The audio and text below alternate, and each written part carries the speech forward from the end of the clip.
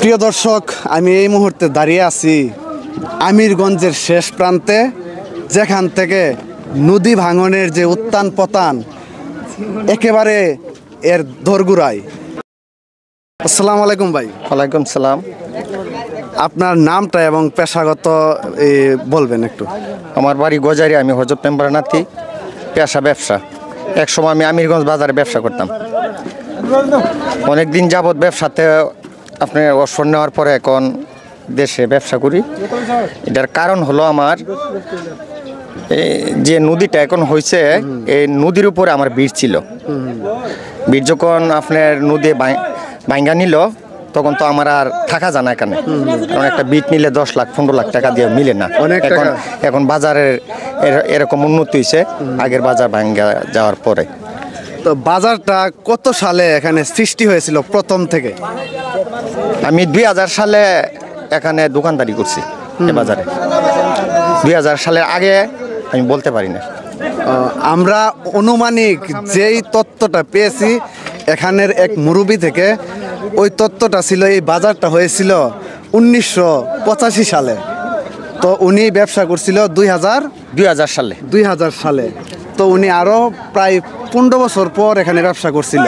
ওই যে উপরে দেখতে পাচ্ছেন, এটা আজমিরগঞ্জ উপজেলা হবিগঞ্জ জেলার একটি প্রশাসনিক এলাকা। বর্তমানে যে টার্মিনাল, হ্যাঁ, এখানে আমিরগঞ্জ বাজারের ওই যে বাসমহল দেখতে পাইতেছি, ওই বাসমহলের আরও ওইদিকে আমিরগঞ্জ বাজারের শেষ সীমানা।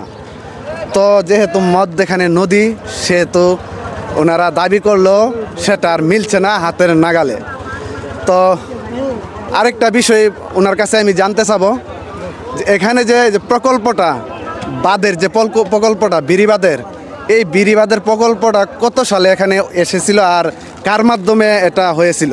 এটা আমাদের সংসদ সদস্য রেজাউল আহমেদ তৌফিক স্যারের অবদান, আওয়ামী লীগের। আমরা জানতে পারলাম আমিরগঞ্জের ইতিহাস ও ঐতিহ্য, আর এই আমিরগঞ্জ বাজারটি অনেক সংগ্রাম করে টিকে আছে এখনো পর্যন্ত। আমিরগঞ্জ বাজারের ধ্বংসাবশেষ, এই বাজারটি এখন ভালো পর্যায়ে আছে। এই বাজার নদীগর্ভে অনেক দোকানপাট, বাড়িঘর বিলীন হয়ে গেছে, তারপরেও অনেক সংগ্রাম করে এই বাজারটি এখানে টিকে আছে। তো প্রিয় দর্শক, কথা বলে ভালো লাগলো এখানকার স্থানীয় একজনের সাথে। তো আবারও আপনাকে ধন্যবাদ জানিয়ে এখানেই শেষ করলাম। দোয়া করবেন এবং আমাদের চ্যানেল বা পেজের জন্য কিছু বলেন। আমি তো আপনার পেজ প্রত্যেক দিন রাত্রে নেক্সট টাইমে আমি দেখি, তো কিন্তু আমি দোয়া করি আপনি সামনে আগে যান। দোয়া, সবার দোয়া ছাড়া এগিয়ে যাওয়া অসম্ভব, একেবারেই প্রায়। তো আমার শক্তি, আমার ভালোবাসা হলো জনগণ, যারা আমার ভালোবাসার মানুষ। তো এই পর্যন্তই। আপনাদেরকে এখন নিয়ে যাব আমি আমিরগঞ্জের ঐতিহাসিক গুরুহাটে।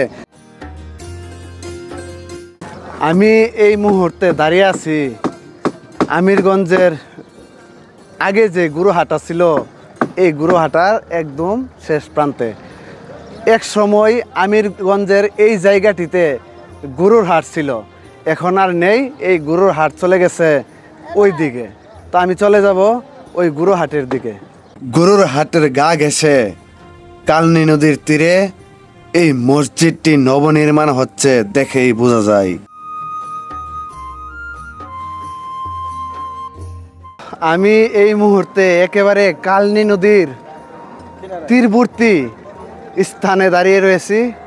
আমার পেছনে একটা নতুন মসজিদ নির্মাণ হচ্ছে। এই মসজিদটি নতুন নির্মাণ হচ্ছে, ওইদিকে ছিল, এখন এইদিকে নিয়ে আসা হয়েছে। এইদিকে এই মসজিদটি এখন নতুন করে নির্মাণ করা হচ্ছে। কালনী নদীর তীর ঘেঁষে এই মসজিদটি অত্যন্ত সুন্দর লাগছে খুব, যদিও এটা নির্মাণ কাজ শেষ হয়নি। তো দেখতে পাচ্ছেন এখানে অনেকগুলা নৌকা, এই নৌকা দিয়ে যাতায়াত করে গরু, এই যে হাটের গরু, এই গরু পারাপারের জন্য এই নৌকার বিকল্প নেই।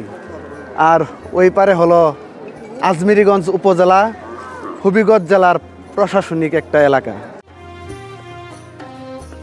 তো বন্ধুরা, এখানে দেখলাম এক ভাই কুনি জাল বিক্রি করতেছে, ভাবলাম নিজেও দেখি এবং আপনাদেরকেও একটু দেখাই।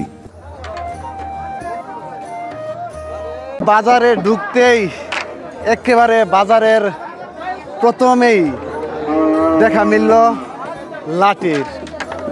আমাদের এলাকায় গরু পালনের অনেক ভূমিকা রাখে এই লাঠি।